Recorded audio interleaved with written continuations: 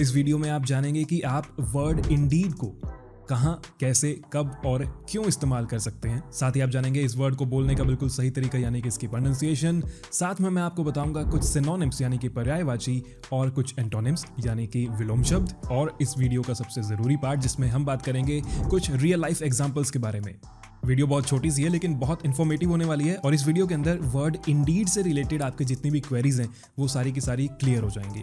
मैं हमेशा बोलता हूं कि अगर सिर्फ ट्रांसलेट ही करना है तो वो तो आपको गूगल भी करके बता देगा, लेकिन जब तक किसी वर्ड को यूज करने का सही तरीका और उसका सही मतलब आपको नहीं पता है तब तक दिक्कत आएगी। तो चलिए सभी दिक्कतों को खत्म करते हैं और सबसे पहले जानते हैं इस वर्ड की प्रोनाउंसिएशन यानी कि बोलने का सही तरीका।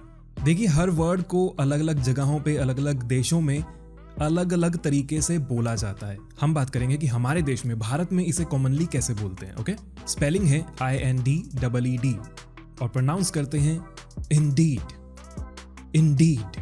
क्लियर है? तो चलिए आगे बढ़ते हैं और जानते हैं इस वर्ड का मतलब हिंदी में क्या है। इंडीड का हिंदी में मतलब होता है वास्तव में, सचमुच, या फिर आप कह सकते हैं निसंदेह, जिसमें कोई भी संदेह नहीं है। और बाकी भाषाओं में इसे क्या बोलते हैं वो मैंने नीचे डिस्क्रिप्शन में लिख दिया है, अगर आप देखना चाहें तो आप देख सकते हैं। बेसिकली इंडीड वर्ड के 3 मेन यूजेस हैं। पहला है शब्द वेरी पर और ज्यादा जोर लगाकर, एम्फसाइज कर बोलने के लिए इसे इस्तेमाल किया जाता है। दूसरा है जब आप किसी बात से एग्री कर रहे हो या कंफर्म कर रहे हो तो वहां पर इंडीड का यूज किया जाता है। या फिर किसी सेंटेंस में ज्यादा जानकारी जोड़ने के लिए भी इंडीड को यूज करते हैं। आगे सेंटेंसेस में आपको बताता हूं मैं तो और ज्यादा क्लियर हो जाएगा। जैसे हम हिंदी में कहते हैं ना, हाँ तुम बिल्कुल सही कह रहे हो, या फिर आप कहना चाहते हो निश्चित रूप से, स्वाभाविक रूप से, उन सब जगहों पे इंडीड वर्ड को यूज करते हैं अंग्रेजी के अंदर। या फिर बात के अंदर ज्यादा क्लैरिटी लाने के लिए, ज्यादा क्लियर साफ बोलने के लिए भी इंडीड को यूज करते हैं। बाकी एज आई सेड अभी आपको एग्जांपल्स बताता हूँ, उससे और ज्यादा क्लियर हो जाएगा। लेकिन उससे पहले आगे बढ़ते हैं और जानते हैं इस वर्ड के कुछ सिनोनिम्स यानी कि पर्यायवाची। क्योंकि हो सकता है आप इंडीड वर्ड को यूज ना करते हो लेकिन इसके जो सिनोनिम्स हैं आप उन्हें डेली लाइफ में अभी भी इस्तेमाल कर ही रहे हो और वो आपको थोड़ा क्लियर हो जाएगा तो ज्यादा आसानी रहेगी इस वर्ड को समझने और इसे डेली लाइफ में इस्तेमाल करने में।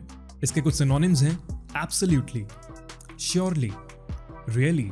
अब इसके कुछ विलोम शब्द भी मैं आपको बता देता हूँ, यानी कि एंटोनिम्स की बात हम कर लेते हैं। इसके कुछ विलोम शब्द हैं अनट्रू या फॉल्स या डाउटफुली। ये इसके कुछ एंटोनिम्स हैं।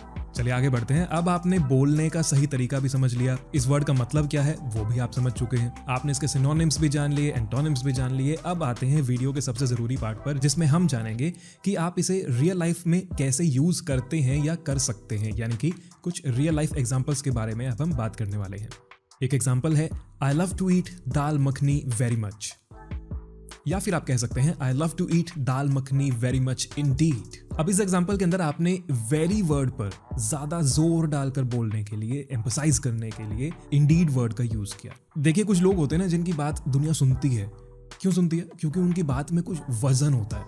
अब वजन बातों के अंदर आता है कुछ ऐसे ही शब्दों के इस्तेमाल करने से। वोकैबुलरी जिनकी स्ट्रांग होती है उनकी बातें सुनना आपको भी अच्छा लगेगा। तो इंडीड ऐसा ही एक वर्ड है, बात में थोड़ा और जोर डालने के लिए काम आता है। चलिए अगला एग्जांपल देखते हैं।